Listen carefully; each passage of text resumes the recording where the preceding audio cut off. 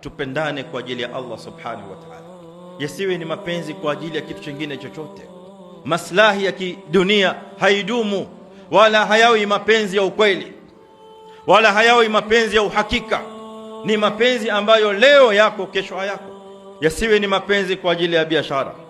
Mimi nampenda fulani kwa sababu nafanya biashara naye, kesho biashara imekatika, simjui tena, kesho yale maslahi yamekatika, hatuna tena mapenzi kati yetu.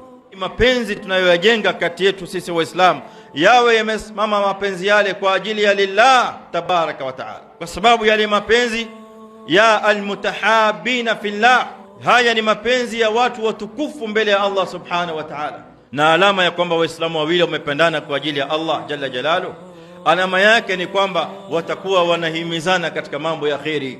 Na Muislamu mmoja akimwona mwenziwe anafanya mambo yasiyokuwa ya sawa, atamrekebisha, atamwambia ndugu yangu, angalia unafanya jambo fulani, hili si jambo zuri katika Uislamu, hili halifai katika Uislamu, hili si jambo la sawa katika Uislamu.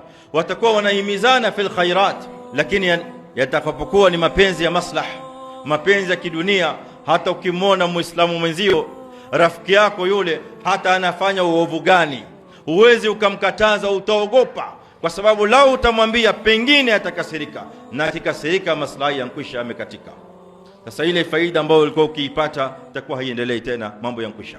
Lakini idha kana almahabbatu lillah tabaraka wa taala fala takhafu fillahi lawmata laim, yakiwa ni mapenzi ya Allah jalla jalaluhu, na ukimlekeza mwenzio au ndugu yako Muislamu li ajli Allah, fala takhafu min inqita'i hadhihi al-ukhuwa, hutahofia wala hutaogopa kukatika kwa ule udugu, kwa sababu ule udugu wenyewe umesimama katika mahabbati Allah tabaraka wa taala.